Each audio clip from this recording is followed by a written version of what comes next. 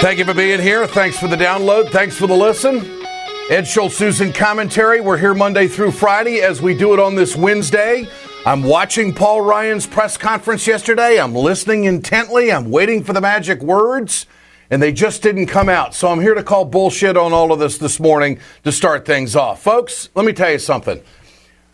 We got a lot of conversation yesterday from the Speaker's press conference when it came to process and getting along and bipartisanship. We got a new way. We got to get along. Obama's wrong. The country's in the wrong direction. We're going to do things differently. We're going to do the funding processes and all this garbage. Show me the money. I didn't hear the magic words from Paul Ryan yesterday, which should have sounded something like this. For decades, we have grossly underfunded our infrastructure in this country, and we're going to fix it because that's what the people want. I get all this talk about the people's house and process. People don't care about process. They want to know if the bridges that they're driving over in this country are going to remain structurally deficient. That's the issue. And it's jobs. And I've said all along on this production that this election is about jobs and wages. So I'm here to tell you today that eventually we're going to get to the conversation of privatization. And we're going to end up in the arena of philosophy of how they think the country should be run. That's where this whole thing is going. They're not going to raise corporate taxes. They're not going to raise taxes on the wealthiest Americans. What they're going to do is look for cuts and offsets, and they are disguising this conversation in a very masterful way. And Ryan knows how to do this. Hell, he was out on the campaign trail with Romney. He knows how to lie just as good as all of them. But wait a minute. The mainstream media now thinks that we've got a new sheriff in town and we're really going to do things differently, and the Democrats are really going to have a lot to say about this. Well, let's start with good old cut 3 on the big list today. Here's Paul Ryan making the sales pitch to the American people and the mainstream media that we're really going to get this done. We're going to go on offense. We're going to go on offense on ideas and give the country a bold alternative agenda because we don't think the country's heading in the right direction right now. We think the last 7 years have been bad years for advancing the American idea, for helping hardworking taxpayers, for helping working people who are struggling to get ahead. We need to go a different direction, and we owe it to the country to show that different direction. So that's what we're going to focus on, and we're not going to worry about who is doing what in a presidential election. This is all a precursor to the conversation of cuts that are going to hurt middle-class families and the elderly in this country. We're going to get the sales pitch that Obamacare is costing too much money and it's not working and they got to do something about it. We're going to get the sales pitch that, hey, corporations hire people. We can't tax them anymore and it's okay if they put their money offshore. We're going to get to, we just can't support this entitlement program that has evolved into something in this albatross that nobody wants. Excuse me? Social Security is one of the most popular programs this country has. And what Ryan is going to do, he's going to propose that a portion of Social Security ends up in the stock market and let the hedge fund managers gamble with it. That's where this is going. And so there's no conversation. We have grossly underfunded infrastructure and we're going to do something about it. We're going to create jobs. We don't hear that. So, but what we do hear is about a process that's going to take place, and we're going to have all these amendments that we're going to talk about. Listen to this. This week, you will see the highway bill is a good place to start. We're opening up the process. We're allowing members to participate in a way that the founders intended. And we're advancing an issue that is a big priority to the hardworking taxpayers of this country. Fixing our roads and our bridges, improving our transportation infrastructure. Chairman Schuster has done a phenomenal job putting this together, and that's why we're going to have an open process on the floor with lots of amendments considered by all members from both parties. Lots of conservative amendments that we are going to support. That's what he's saying. Lots of conservative amendments and hold a gun to your head hostage time or you're not going to get the highway bill. That's where this is going. And I can't believe the media's fallen for this garbage. He's setting the table for what he was not able to accomplish in 2012. This is still his way of thinking and where he wants to take the country. And so now he's going to hoodwink it, making you think that because we've got all these amendments and there's a process of debate, that something is going to change. It isn't. Listen to this.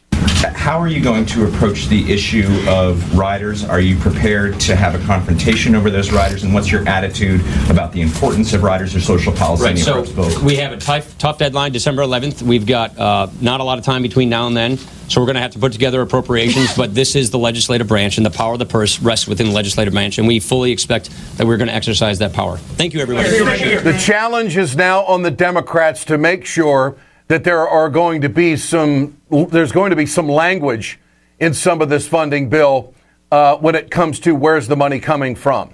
Show me the money, follow the money, and make sure that it's properly funded. I'm all for it, but I know that there is a philosophical agenda behind all of this that eventually is going to attack the middle class in this country. We've got a couple of great guests coming up to talk about this. Mark Pocan of Wisconsin on the Budget Committee, Donna Edwards, who is also on the Committee of Transportation and Infrastructure. Do they believe all of this? And is it really bipartisan? Are the Democrats ready to roll on this and make a deal down the road that you can chip away at the infrastructure of the country when it comes to the security of American families? That's next on Ed Schultz News and Commentary. Communication Workers of America, Alliance for American Manufacturing, Bio Green Clean, and the iSave team bring you this production. We're right back. Hey, folks, you've heard me talk about Bio Green Clean. I'm going to show you right now on my airplane just how tough this is. I want you to keep in mind, chemical-free, 100% plant-derived, biodegradable. It is the safest cleaner that you can get, and it's the most effective. Go to our website, wegoted.com, or go to biogreenclean.com. www.biogreenclean and order today. It's time to continue our conversation about mechanical insulation. Mechanical insulation is for the piping systems in our nation's commercial and industrial facilities. Facility owners are burning up billions of dollars through the lack of mechanical insulation on these piping systems. Call the iSave team. Insulation saves America valuable energy, and this team of energy conservation specialists is shovel-ready to save you money. Visit iSaveTeam.org to have a specialist give your plant an energy audit. Back on Ed Schultz News and Commentary. Thanks for the listen today. You can get us at wegotted.com, rawstory.com, ringofireradio.com. And, of course, as you listen to this, know that there is video that goes along with it. It's called video casting. I made that up, by the way. You can see it at all three of those websites. All right. A lot of talk about process, a lot of talk about bipartisanship, a lot of talk about a new way, a lot of talk about amendments, all this stuff that we're supposed to believe in all of a sudden. Folks, follow the money. Follow what their real intention is. Mark Pocan, Congressman from Wisconsin, joins us. He's on the House Budget Committee. Mark, good to have you with us. Oh, thanks, Ed. Glad to be here. All right. Pie in the sky by Ryan yesterday, or is this really going to be a new way, and is there going to be new money for funding infrastructure? He's pinning a lot of things on the highway bill. Your thoughts? Well, a lot of this was kind of set up for him before he came in. Speaker Boehner, got a budget deal done, got the Export-Import Bank reauthorization done.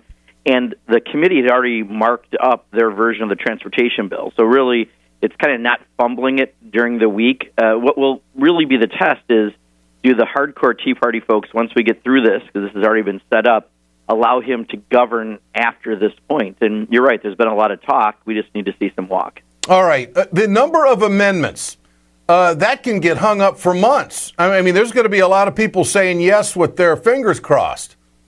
Well, exactly. And I talk to people as I get on the elevator from the opposite side of the aisle as well about this, and they're all waiting to see exactly what it means. I mean, ideally, this is a situation where everyone should be heard and shouldn't just be brokered by a few people.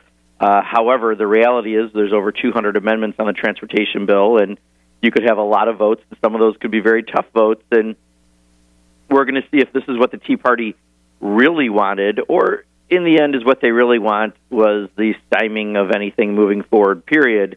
And I think that's the real test that we're going to see in the coming week. So we have a real possibility here of a shutdown of the government based on how everybody decides the funding bill for transportation should go forward. I mean, that's it, isn't it?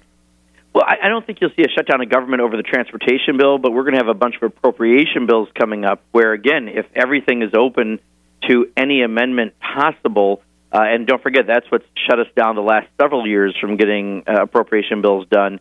Yeah. That could be the real test, because if you start having one of the things I'm watching are anti-labor amendments that maybe try to attach to some of these bills, and then suddenly an appropriations bill that otherwise may move forward may be opposed because of a rider or two that are completely unrelated, but are allowed through this process. Okay, tell me about that. Tell our audience, what kind of fly in the ointment would that be?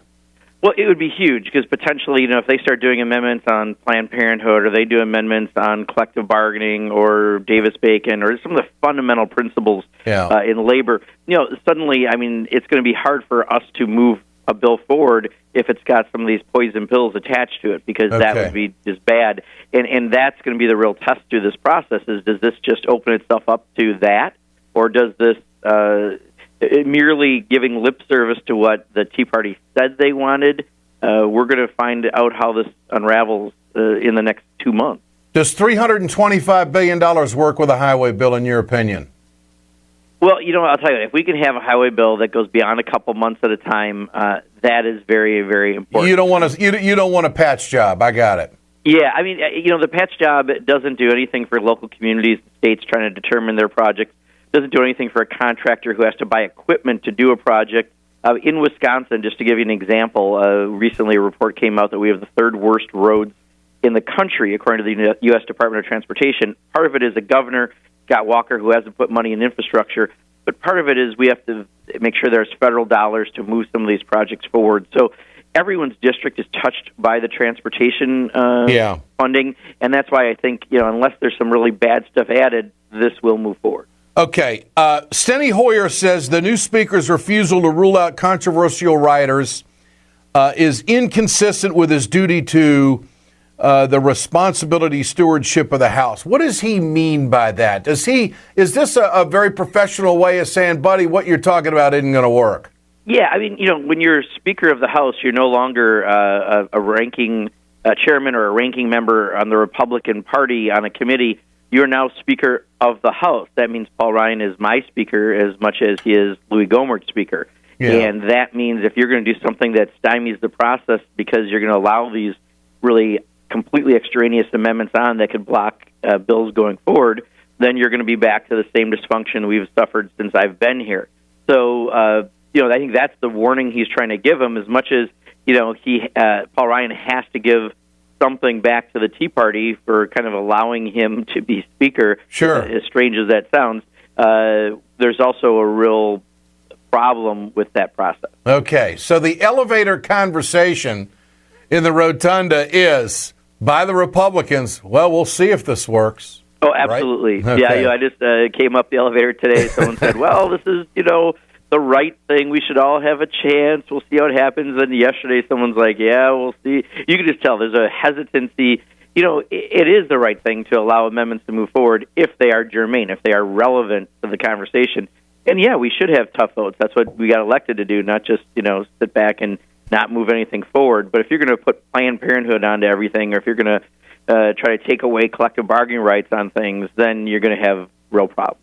Final question. How long before we get to the privatization conversation? Because that's where they're going to try to get the money. That's what I think. Your thoughts? Well, I'll tell you, one thing to watch, and I've been saying it since I got here because Wisconsin is one of the testing grounds on this, but watch out for taxpayer-funded vouchers when it comes to schools. Okay. I saw it in amendments around portability of funds. We right now are really trying to raise awareness on this issue, but one of the areas they would absolutely love to privatize is education, and what that would do is destroy the public education system we currently have and give money to people already attending private schools. So things like that we really do have to watch for, because that is part of their DNA that they want to move forward. Which would be limiting opportunity for low-income neighborhoods and families, no doubt. You cherry-pick students, kids with disabilities, kids in certain school areas would not have any opportunities, and they'd have less funding for public schools. And in the end, that just drives and dumbs down education. And, that's one of the pillars we need for the economy. So things like that you have to watch, because where they can see a way to privatize and incentivize, if they find a way the Koch brothers can make an extra $1 billion or $2 billion, they're going to do it. Mark Pocan, Congressman, Wisconsin, good to have you with us. Sits on the House Budget Committee. Thanks, my friend. Thank you, Ed. When we come back, Donna Edwards joins us. She's on the Highway and Transportation Infrastructure Committee.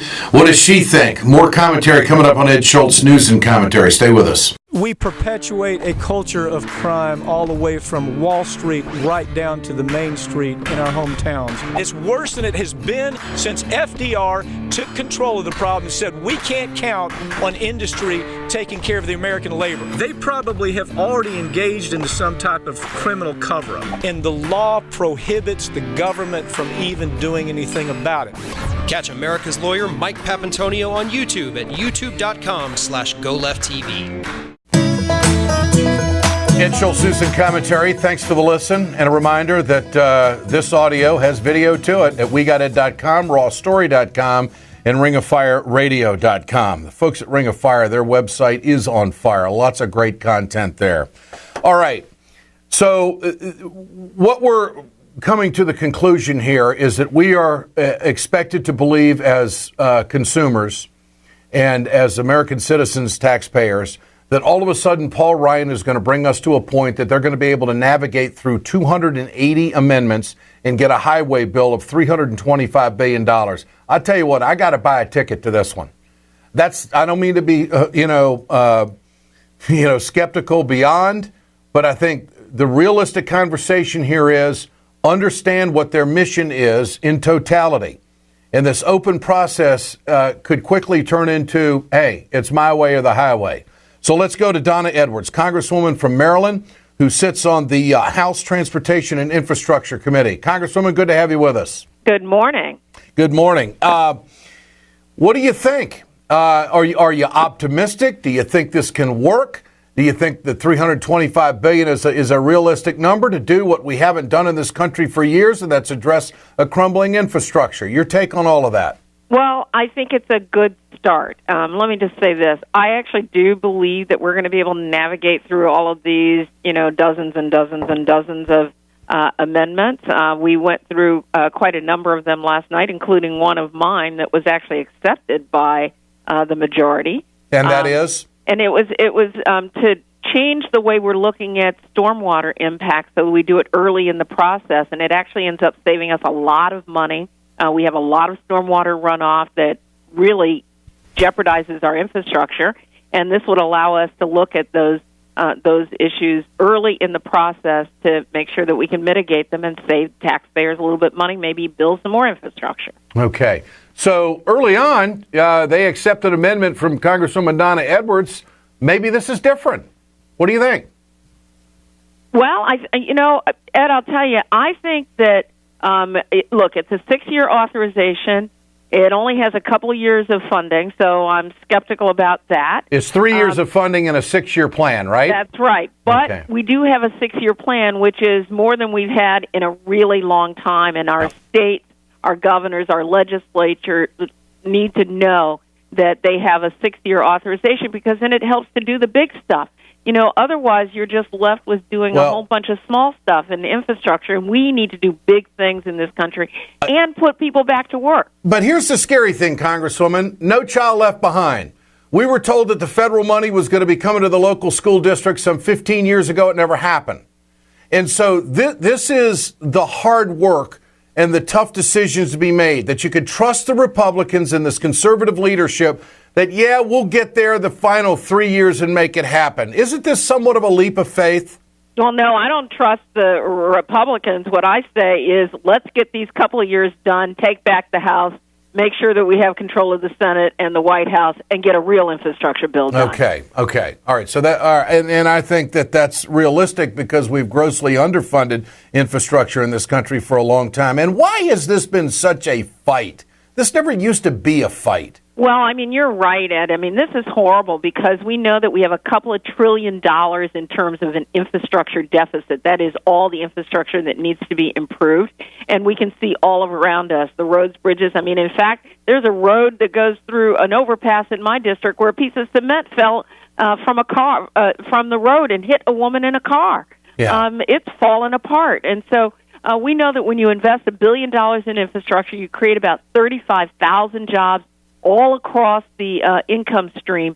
So there's no downside to doing what I think is an investment. Unfortunately, we have some members of Congress, some Republicans, who actually believe that it's an expenditure. And instead, they should be looking at it as an investment because it actually pays back our economy, puts people back to work. All right. Donna Edwards, great to have you with us. I want to ask you one question. You got a big primary fight coming up this spring in Maryland. How's the Senate race looking? What do you think? Can you win this, and what's the latest polling? I can win it if progressives across the country stand behind me. I am the progressive candidate in the race. I'm running in a Democratic primary to defeat somebody who is, an establishment guy. And that's Chris Van Hollen? It's Chris Van Hollen. He's totally out of the establishment. I'm running as a progressive, an unapologetic progressive, so that we can do the things that we need to do to improve our economy, protect Social Security and Medicare, and get people back to work. And if people around the country support me, I will win this race. And in fact, the Washington Post came out with a poll just a couple of weeks ago that showed that I'm 10 points ahead, but I got to raise the money that it takes to do this. Okay. Got to ask you, Trans-Pacific Partnership, if you are the progressive you say you are, then you would be against that, correct? Well, not only am I against it, but I've been on the whip team in the Congress trying to get other Democrats to be where we are in terms of stopping this thing. I mean, I think it's going to that deal that encompasses 40% of the world's economy, trades away American jobs with countries that are not playing fair ball, is real. I mean, it's just sort of the icing on the cake from NAFTA. That will just ship more jobs overseas. Absolutely, we need to stop this thing. It's a bad idea. Start over, do bilateral deals that respect labor and workers' rights, that respect the right to organize, that respect our laws here in the United States protecting the environment. And this deal doesn't do that. Okay. Donna Edwards speaking with clarity here on Ed Schultz News and Commentary. Congresswoman, all the best. We'll check in again. Thank you. Thank you. Bye-bye. You bet. All right. I'm broadcasting from a state that had a bridge fall down in 2007 and 13 people were killed. And so when we hear about bridges falling, it is a life and death issue. I was in Minneapolis a few months ago, and I did an interview with R.T. Rybach, who was the mayor of Minneapolis at the time. And he will tell you in this short interview just how many promises were made from politicians after that horrific event and how many were kept. Here it is. But we were really blessed because people from all over the country and every political leader of both parties came here and gave us some very comforting assurance that they would do what it takes to make sure this never happened again, that we would actually take care of infrastructure in this country. So we were really blessed then, and frankly, to hear that we're still in this debate is pretty incredibly disheartening. You know, it makes me feel like collectively we have the attention span of a tsetse fly. There was a 3-day window in which this entire country and world were really focused on the idea that the sagging infrastructure and crumbling, literally, infrastructure of this country needed to be focused on. And then, a tornado somewhere else, a hurricane somewhere there, led to a whole other conversation. I like to think that we have the attention span that goes more than a news cycle, and especially when there are lives at stake, especially... R.T. Rybach from Minneapolis. When we come back, commentary. From the steel mills of Pennsylvania to the auto factories of Michigan to the modern makers movement, manufacturing makes our nation great. I'm Scott Paul, president of the Alliance for American Manufacturing. We bring business and labor together to advocate for policies that everyone can agree on. Together, we can strengthen manufacturing and create good-paying American jobs. Help us keep it made in America.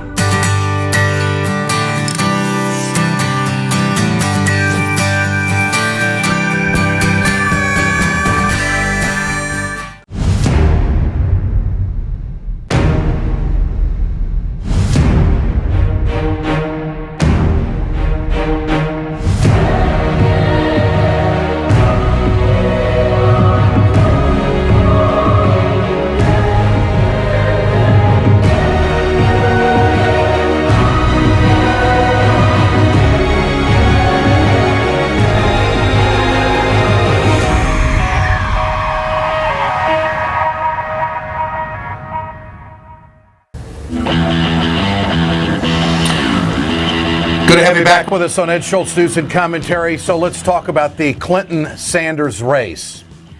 I just wonder what the poll numbers would be if Bernie Sanders got the exact same amount of attention from the mainstream media. I think we can come to the conclusion that it would be a little closer. There's no doubt recent weeks have been very good to Hillary Clinton. The debate, Biden saying he's not going to run, and Hillary just in general seems to be stepping out with a lot more controversy. Clearly, the media has left the emails at the side of the road. She seemed to wipe that away, and the Republicans are quiet about it as well. So Hillary has weathered a storm, and she leads in the polls sizably. So where does this leave Bernie Sanders? What's his next move? He's taking out a $2 million ad campaign in Iowa. It's going to take more than that. He's not going to change his tactics when it comes to going negative. So how does he feel at this point? Here it is. I don't think it's a question of things going wrong. You know, when we started this campaign, we were at 3 or 4% in the polls. Since that point, we have done extremely well in many states around this country. We have more individual campaign contributors than any campaign in the history of the United States up until this point. We're bringing out huge crowds. We're exciting a whole lot of people. Look, we are taking on the political establishment. We're taking on the economic establishment. We started as an underdog. We are still an underdog. But the kind of enthusiasm that we are generating tells me that at the end of the day, we are going to win this election. Okay, Bernie Sanders saying he's going to win it. It's Iowa and New Hampshire, and that could be a game changer if he gets both of those, and the firewall would be South Carolina for the Clinton crew. Hillary Clinton, to her credit, is trying to address the issues, and whereas the email controversy got a lot of attention, I wish this would get more attention. Now, I don't want to go off on a sidetrack here, but I just want to say this story. I'm sitting home last night, flipping around on the channels, and I end up on one of the outdoor channels, and there's Ted Nugent, the crazy guitarist and 66-year-old avid outdoorsman who loves to kill stuff. And in his show, there was an ad about Michael Bloomberg, the former mayor of New York City, and about how he's a gun grabber and going to take our freedoms in this country. The point I'm trying to make here is that the gun lobby in this country isn't going away. We may change the may change the sign on the door of the White House to a new president here pretty soon, in over a year. But the fact is that the gun lobby is only going to get stronger. And Hillary Clinton knows this, but she is addressing the issues. Now, yesterday she met with mothers who have lost sons to gun violence in this country. She didn't make any promises, didn't make any deals, but she brought forth a true level of authenticity by making sure that the people who have been affected by gun violence in this country clearly know that she knows that something has to be done. Hillary said this. This epidemic of gun violence knows no boundaries. Between 88 and 92 people a day are killed by guns. We're better than this. We need to close the loopholes and support universal background checks. How many people have to die before we actually act? I do believe that universal background checks would save some lives. But with that would come a fever-pitched effort on the other side that I think would divide the country even more. Do I think there needs to be some form of gun control? Yes. Is it controlled to have a background check? Yeah, it is. But this is where we have to go. We have to have some type of sensible legislation that will take us further down the road than what we're dealing with right now. And this is something that Bernie Sanders is going to have to address in a more enthusiastic manner so people understand exactly where he comes from. I mean, I know that he comes from Vermont, and I know that gun control in Vermont is a heck of a lot different than what it is in New York City. But what is his balance? Is he for universal health care? Is he for universal background checks on firearms? Because that's what the country wants right now. We're still at that 90% number after Sandy Hook. Can Hillary Clinton get it? Can Bernie Sanders get it? You look at the gun lobby, it's going to be a hard lift. Ed Schultz, News and Commentary. Communication Workers of America, Alliance for American Manufacturing, BioGreen Clean, and the iSafe team bring you this production. Have a good one. We're back tomorrow.